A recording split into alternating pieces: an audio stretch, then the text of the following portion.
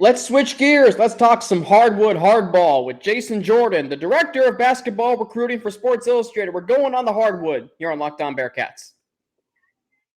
Are Locked On Bearcats, your daily podcast on the Cincinnati Bearcats, part of the Locked On Podcast Network.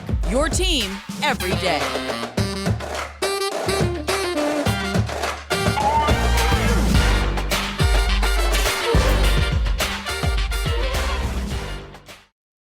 And we thank you very much for making Locked On Bearcats your first listen of every day. It's free and available everywhere you get your podcasts and on YouTube. Don't forget to subscribe to the Locked On Bearcats YouTube channel and follow us too to get an alert every time we drop a new episode. So we're in football season, but you know what? Here at the Locked On College Network, we just keep on keeping on. We've got now our very own director of basketball recruiting for Sports Illustrated, Jason Jordan, joining me, and today's conversation, as is our conversation every week, is presented by LinkedIn. I'd like to thank LinkedIn Jobs for being the official college basketball recruiting sponsor across the Locked On College Network. LinkedIn Jobs helps you find the candidates you want to talk to faster. Post your job for free at linkedin.com/lockedoncollege. Terms and conditions apply.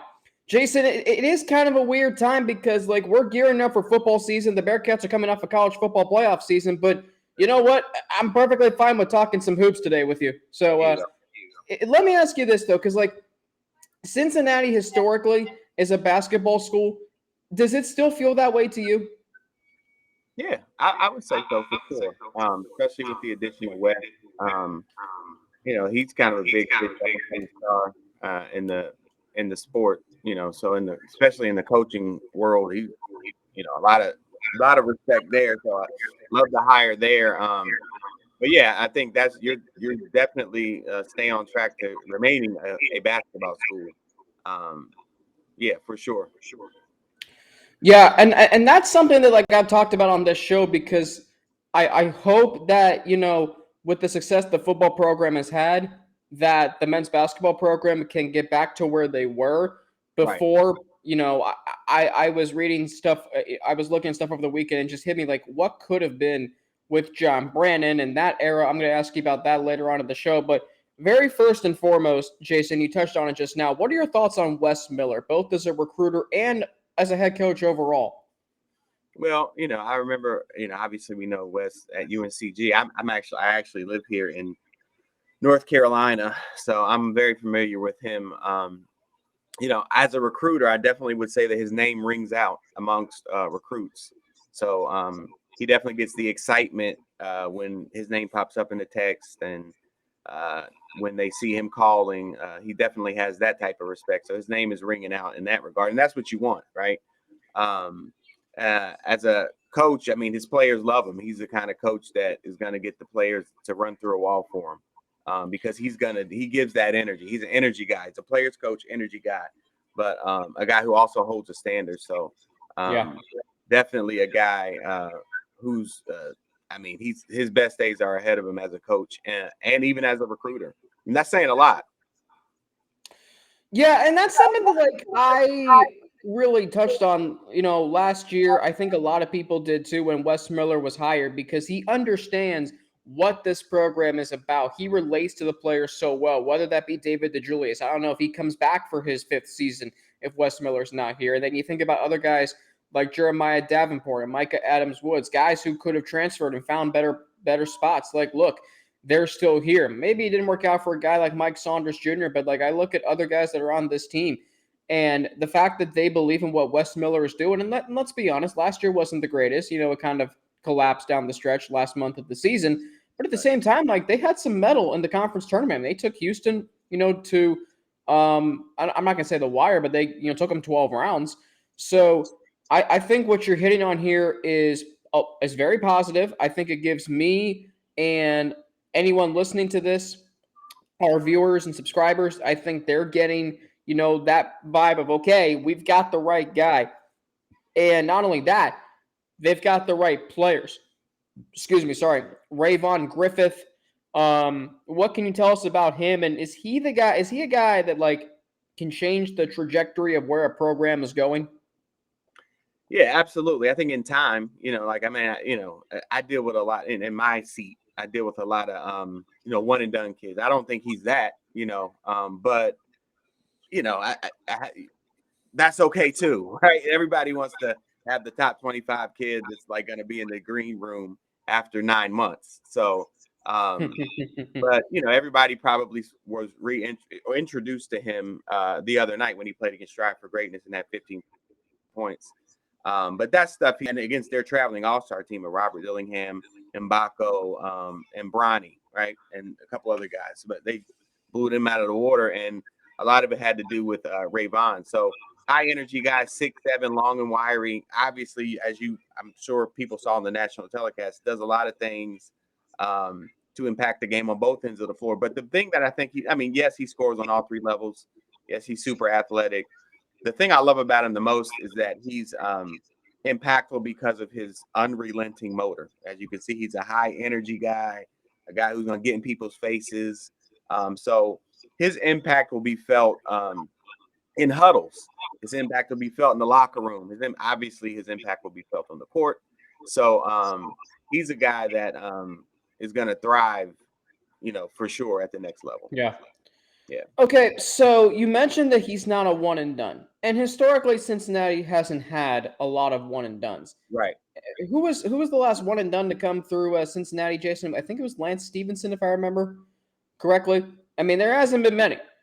Yeah. That's not to say this.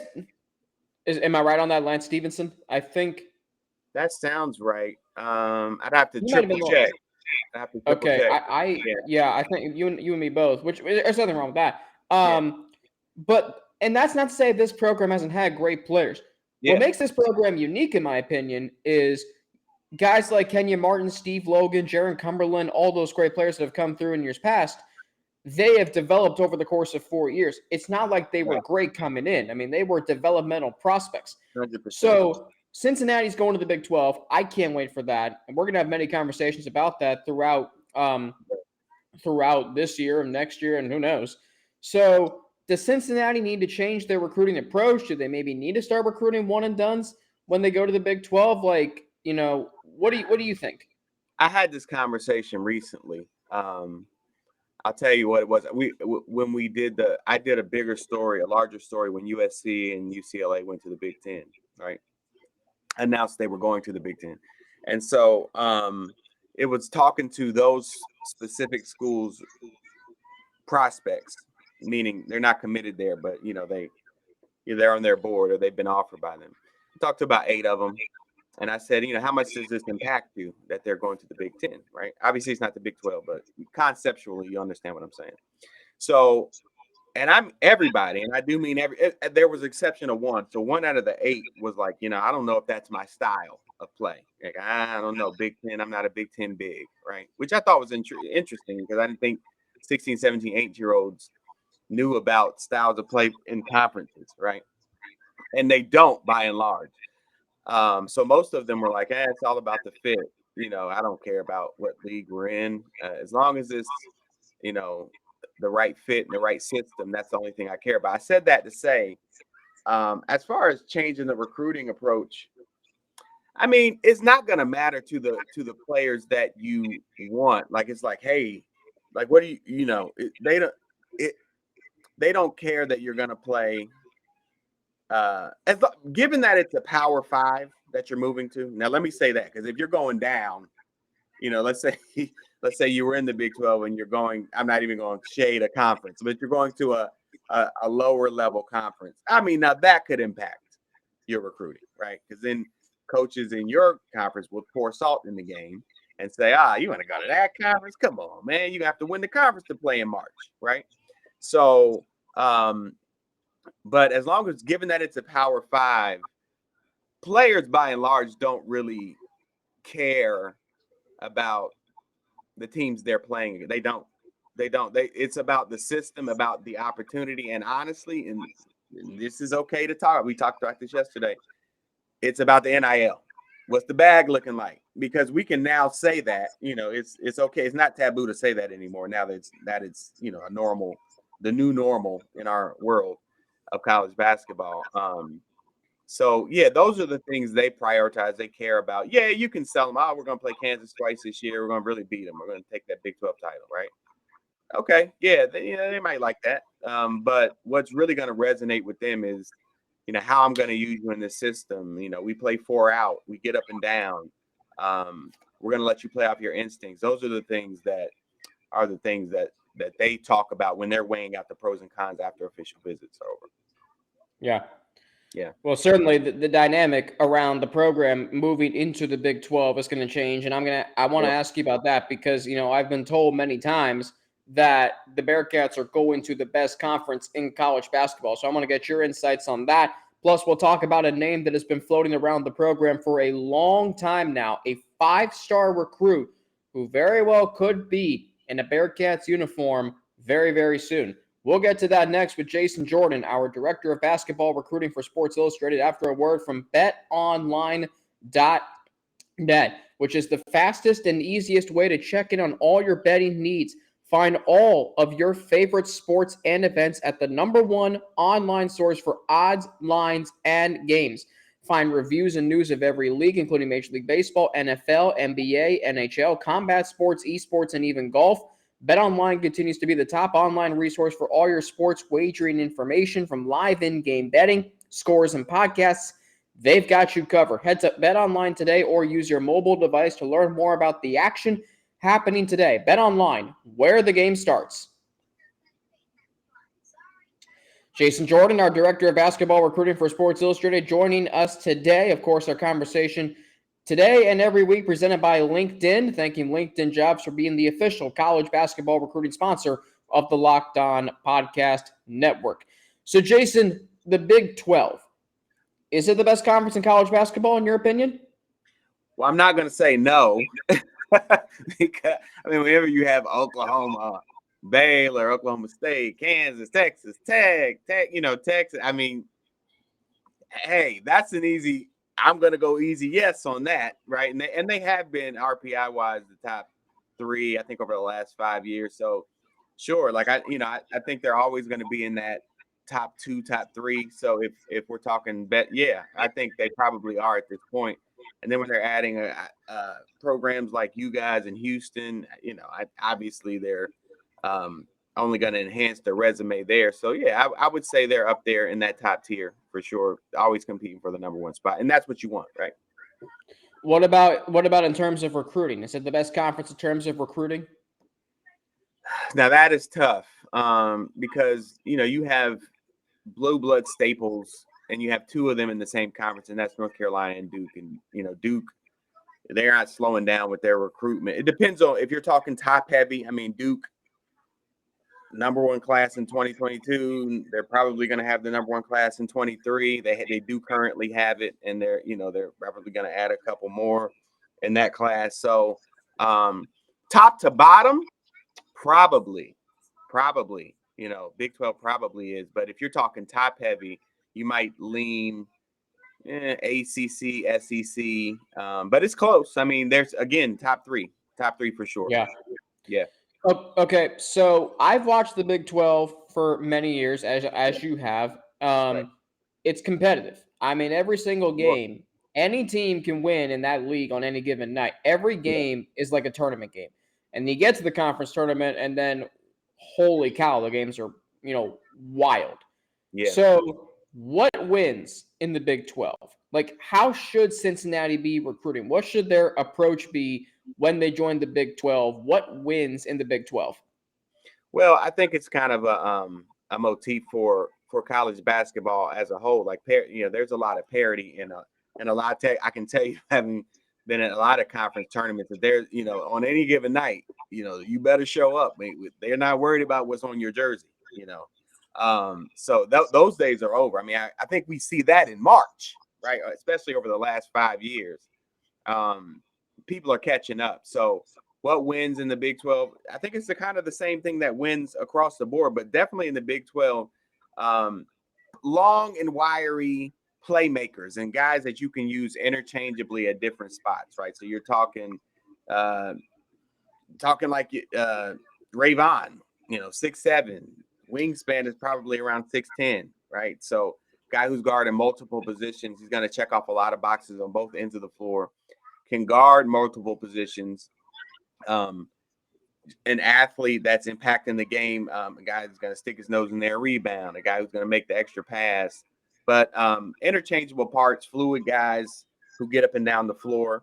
And then in the backcourt, a lot of coaches, and especially in your league, are going to combo guards where you can use the 1 and the 2 interchangeably. Whoever gets the ball is the point guard, right? And really is 1 through 3, and sometimes 1 through 4 because they have point forward. But that's where it's going. Whoever gets the ball off the missed shot starts the break, and that's where the game is going. So that's how you're built to win. I mean, if you look at Kansas, that's how they won. Look at North Carolina, that's how they got there, right? It was just let's hoop. Whoever has the ball, let's go. We're surrounding. A lot of guys are going 4 out. And so you're surrounding the floor with playmakers, and that opens up everything, especially on the offensive end. So I would definitely say that that's probably how you're more built to win, especially in that league. It reminds me so much of guys like Devontae Graham. Reminds me a lot of, just recently OJ Ajayi at Kansas. I mean, you think about the guys that Baylor has had, when they won the national championship in 2021, and then you look at guys like Texas Tech and Jarrett Culver and a guy like Tariq Owens even. I mean, they had just so many great players have come through that conference, and I can name a whole bunch of other players. But so are you saying that Cincinnati should recruit, because like over the years, like this team and this program's identity, Jason, has been tough and nasty. Like we're going to recruit, big-bodied, physical players. Maybe not put so much of an emphasis on the wing and scoring. Excuse me. But what they're going to do is they're going to get guys who are scrappy, who are tough, who are physical. But do they need to change that? Maybe go more guards. Maybe look for guys with, higher upside offensively as opposed to defensively. Like, does that need to happen, Jason, to win in the Big 12? Because it's kind of like we're getting to the point where, because you don't win a basketball game by scoring the least points. You got to score the most points to win a game. So you can focus on limiting an opponent's points. If you don't score more than them, what does it really do? Yeah, 100%. I definitely think that the game is headed that way. So they would do themselves a great service to probably take a pivot and, prioritize lean, long wings, who are checking off multiple boxes and not just the guy who's just down there. Give me the ball and I'll overpower everybody and run slow back on the court. That doesn't fly. I mean, you can look at college basketball and those guys, even with putting up dominant, and then even at the NBA, even, you look at the big dominant guys in the post who are a little slower footwork wise, and they didn't get drafted or they went late second round. It's just not the way the game is going. So to your point, that is the best way to be built to win. Interesting. So we might see a slight change in the Bearcats recruiting approach when they join the Big 12. But at the end of the day, like I feel like, Jason, they can still maintain the identity that has won for so many years, going back to the early 90s and with Bob Huggins. Like, is that where you're getting at? Like this program can still keep its identity, but yet they got to maybe, put a little more emphasis on the offensive side of the ball. Yeah, absolutely. Absolutely. I definitely think they can get back to the Bob Huggins glory days. I mean, I was there front and center for that. So I remember all that. Yeah. I definitely think that Wes is a guy that could take them there too. What was that? What's that event called in Chicago? This was 99-2000. The Bearcats played North Carolina, Chicago in the early part of that season. I'm trying to think was that the Legend Showcase? Or that might have been I don't know. But I can't remember. Excuse me for that. Let's talk about 1998 in Alaska, the Great Alaska Shootout. Melvin Levitt. I remember. I saw that game. Yeah. Were you there for that game? Were you there to see it? No, I wasn't there. I'm not that old, but I definitely watched it. Watched it on TV. I remember that shot. Yep. I remember him making the shot, and I remember Trajan Langdon, because Duke had a chance to win that game at the end. Yeah, you're talking about the Duke game. Yes. Yeah, I remember Trajan. I vividly remember Trajan Langdon, who is people may not remember the name, but maybe to myself. But he was like a sniper. He's JJ Redick type shooter, and so everybody was like Trajan pull up, and you saw him going through the legs, and he was like, "Oh my God, Trajan's gonna try and take this guy. Are you serious?"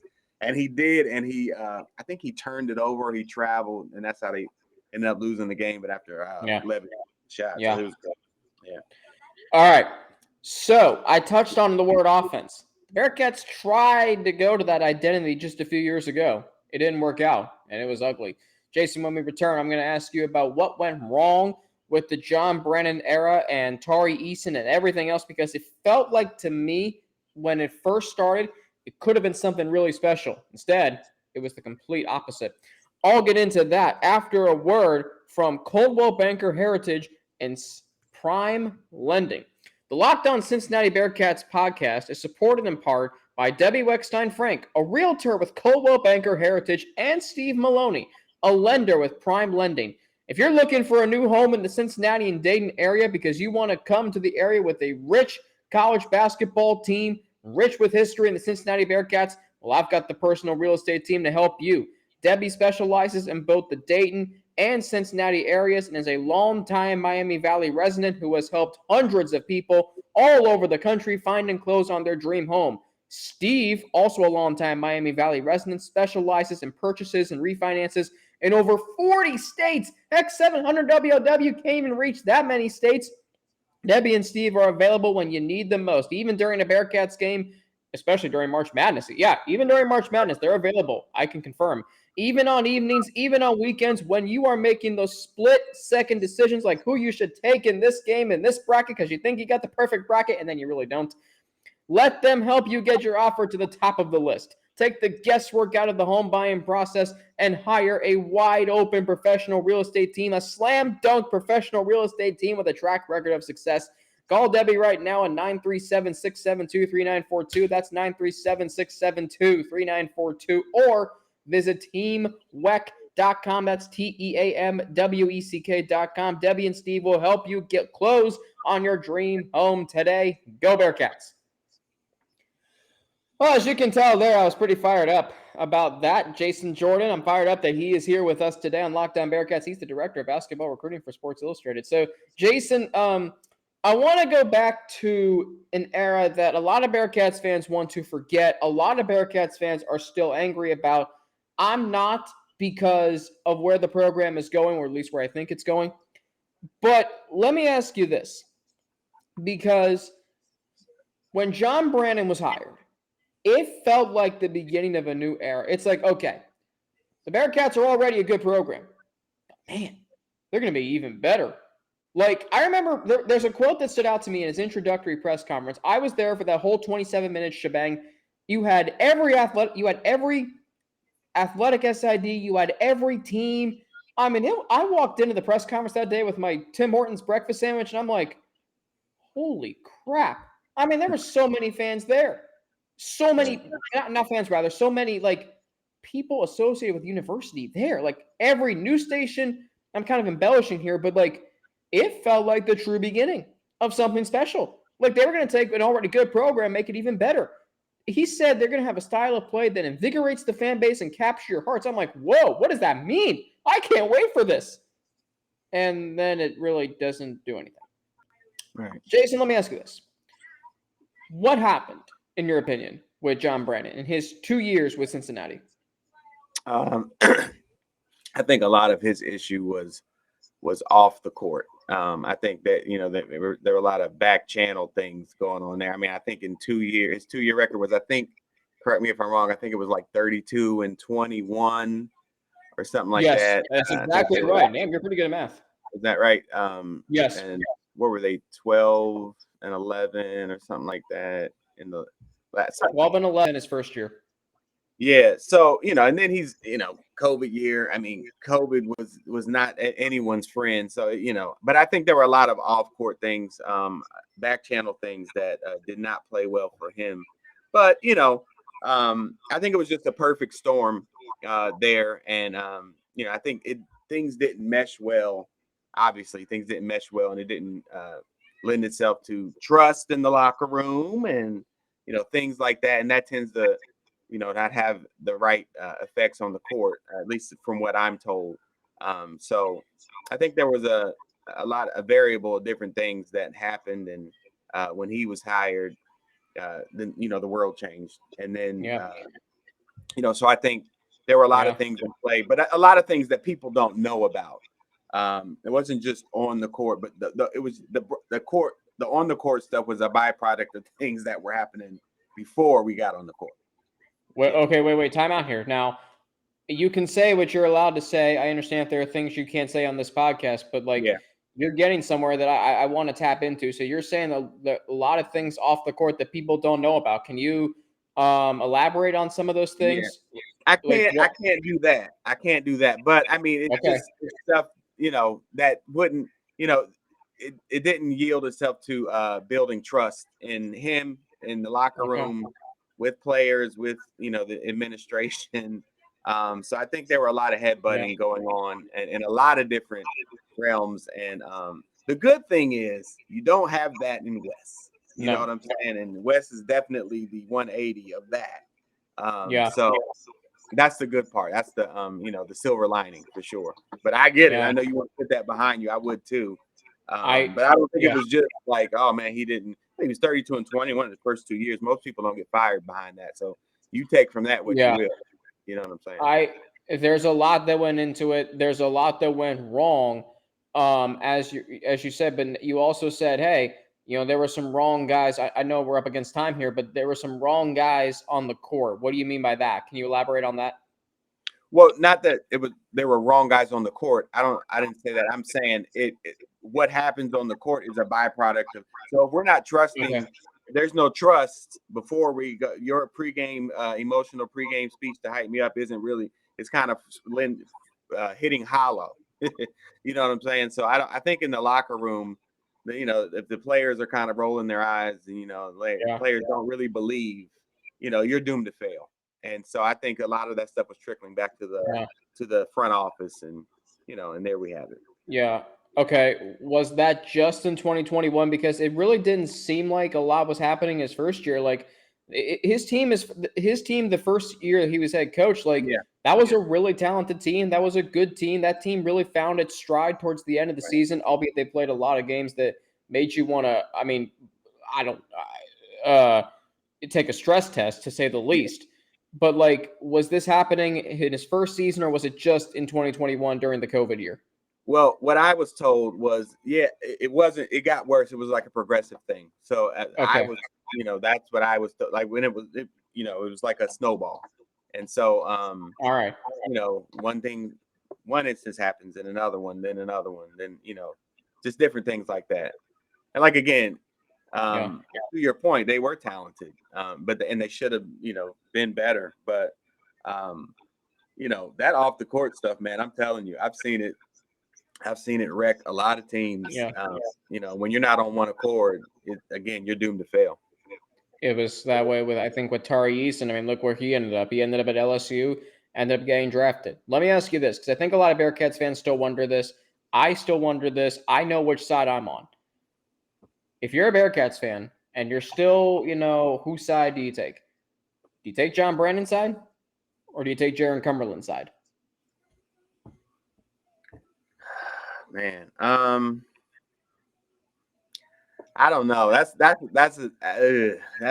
tough to say, just because I'm privy to a couple different things. So I put it like this. I can see it from both perspectives, and I know that's the wimpy answer, but I can see it from both perspectives. I would say this though, as a fan, what is your perspective on that? You take whose side? I think I'm not going to blame the player. I'm not going to do that. Because I think Jaron Cumberland was not put in the best position to succeed his final season. Yeah. I don't think he was. Right. Jaron Cumberland was essentially running the offense, as he was also trying to be the scorer he was. When he was really good in 2018, 2019, he wasn't the point guard. That was Justin Jennifer. Jaron Cumberland was the guard who got the ball and shot it or drove to the rim. He had too much responsibility in John Brannen's offense. And if you wonder why he turned the ball over too many times, if you wonder why he didn't score as many points or averaged 4 fewer points a game, it's because he was taking on more responsibility. John Brannen was supposed to come in and make him better, not give him more responsibility. So I'm going to side with Jaron Cumberland on this because he was a great player. He was a preseason All-American. Yeah. And I don't think the competitor and the warrior that he is, and you saw it at times in his senior season. The Wichita State game, that's one of my favorite games he's ever played. Yeah. I'm not going to blame Jaron Cumberland. I can't do it. Yeah. Because I think that you don't go from being a preseason All-American to not being the player of the year in the conference. And I get it, Memphis had Precious Achiuwa. He was a great player. But come on. Like, there's a reason behind why his production dropped. Right. Why does your production drop 4 points when you go from a defensive-minded coach to an offensive-minded coach? It shouldn't happen. Yeah. And that's why I side with Jaron. Yeah, that makes sense. Yeah, and I could definitely see that perspective for sure. Yeah. Well, you've definitely given me some material to touch on. I know we're in football season, but like it's still just something I think about. Like I was talking with people. I texted a friend of mine who I used to work with at Cincinnati, and I asked her, like, do you ever just think that what could have been with John Brannen? Because it felt so great at the beginning. Here's this Cincinnati kid coming home to, matter of fact, Jason, he comes from Northern Kentucky, just moves across the street. Doesn't even have to move houses. Right. Seemed like a perfect, and then it wasn't. Right. Yeah. Like the first red flag to me was Wade when Jaron Cumberland benched for a game early in his first season. Mm-hmm. That's when the first red flag. Yeah. Wasn't anything. And I know people could side with John. That's fine. It was a red flag, though. For sure. No, I definitely get it. Jason Jordan, I know you got to run. You got other shows to be on today here on across our Locked On College Network. Thank you for joining me today, and we'll touch things again next week. Look forward to it, man. Take care. Jason Jordan, Director of Basketball Recruiting for Sports Illustrated, kind enough to join me today. That conversation was presented by LinkedIn Jobs. Thanking them for being the official college basketball recruiting sponsor across the Locked On College Network. Wow, good stuff. Really good stuff. Coming up on tomorrow's show, we've got John Garcia Jr., the Director of Football Recruiting for Sports Illustrated. We're going to talk all things Malik Elzy, Brady Dragish. We're going to talk all things the Pace brothers, what it was like when they were being recruited. So much to get to tomorrow. Cannot wait for that. As always, follow me on Twitter. I forgot to put my Twitter handle up. That's okay because I got to put this LinkedIn Jobs that you see on the right side of your screen. But my Twitter handle is @Frankie_Natty with 2 N's, NNATI. You can follow me on Instagram, AlexFrank9_, or email me at alex3frank@gmail.com. Thank you, as always, for making Locked On Bearcats your first listen every day. How about you go make your second listen Locked On Big 12, your 30 minutes across the conference with everyday host Josh Neighbors and the local experts of Locked On Big 12, your second listen, Locked On Big 12. For the Locked On Bearcats podcast, my name is Alex Frank. Have a great rest of your day, and I will talk to you all. By the way, happy birthday to the GOAT, Tom Brady. That was a terrible GOAT sound, but you get the point. But yeah, happy birthday to Tom Brady. I know a lot of people are tired of him winning. I'm not. Have a great rest of your day, and I will be back tomorrow.